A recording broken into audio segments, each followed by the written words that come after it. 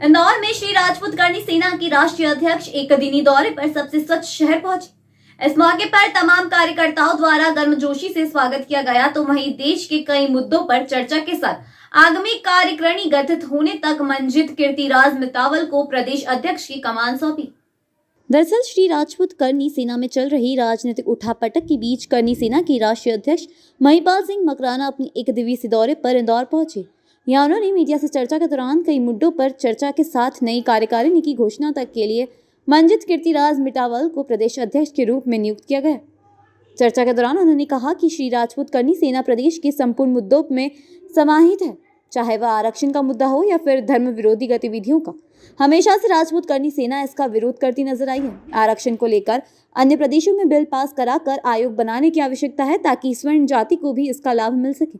और इसी के साथ जिस तरह से बहन बेटियों के साथ दुष्कर्म जैसी घटनाएं सामने आ रही है, उन्हें रोकने के लिए बच्चियों को सशक्त बनाने के साथ धार्मिक ग्रंथ देने की अति आवश्यकता है।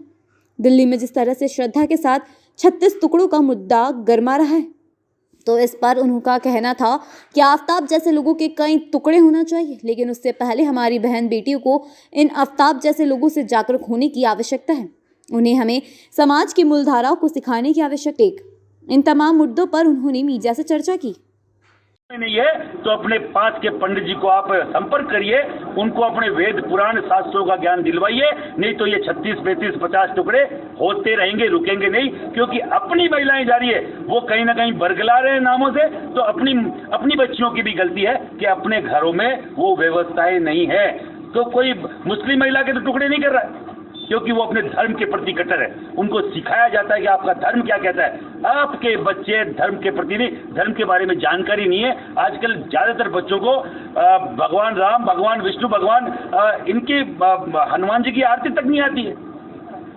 हमारे टाइम में 10-10 आरतियाँ कंठस्थ हुआ करती थी। सुबह शाम मंदिरों की घंटी बजाने के लिए लाइन लगती थी कि आज मैं घंटी बजा लूं, और वो आज इलेक्ट्रॉनिक घंटियां हो गई है। वो कहीं ना कहीं अपनी कमजोरी है, उनकी कमजोरी, उनकी वो बढ़ावा नहीं है। कहीं ना कहीं अपने आप में झांकना पड़ेगा और देखना पड़ेगा कि क्या चल रहा है। लेकिन आफ्ताब जैसे लोगों को रोकने के लिए क्या करेंगे? देखो, अगर कोर्ट कोई फैसला नहीं लेती है और अगर लगता है आफ्ताब कोई चौराहे पे खड़ा है, तो करनी सेना को आवाज दे देना, 35 के 35 टुकड़े उसके नहीं कट दिए तो करनी सेना का नाम हमारा नहीं और अमर रहेगा। जिनको अगर न्याय नहीं मिला, जिनको अधिकार नहीं मिला, अधिकारों की लड़ाई हम लोग करते हैं, न्याय की लड़ाई हम लोग लड़ते हैं। जिनको नहीं मिलेगा उसके लिए लड़ते रहेंगे, चाहे बीजेपी हो चाहे कांग्रेस हो, हमें कोई फर्क नहीं पड़ता। हमारे लिए तो दोनों बेगाने हैं। क्या चुनाव लड़ेंगे? चुनाव तो करनी सेना तो शुद्ध सामाजिक संस्था है। चुनाव अगर मुझे भी लड़ना है तो पहले त्याग पत्र देके परमिशन लेनी पड़ेगी और फिर चुनाव की सोचनी पड़ेगी।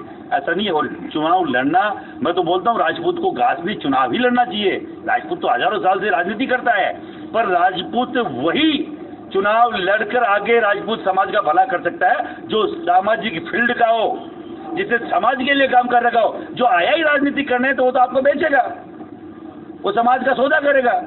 पर मैं केवल चाहता हूँ समाज की संस्था के 5-5 साल, किसी भी संस्था में अगर 5-7 साल जिसने अगर सामाजिक कार्यकर्ता के तौर पे काम किया है, और अगर वो डिमांड कर रहा है बीजेपी कांग्रेस से, तो जितनी भी सामाजिक संस्थाएं हैं उसके लिए टिकट की डिमांड उनको करनी चाहिए कि इसने समाज के लिए काम कर रखा है। ये हमारी सोच है और ये जानता है समाज में क्या कुरीतियां है, समाज में क्या कमजोरियां है, समाज को किस चीज की जरूरत है।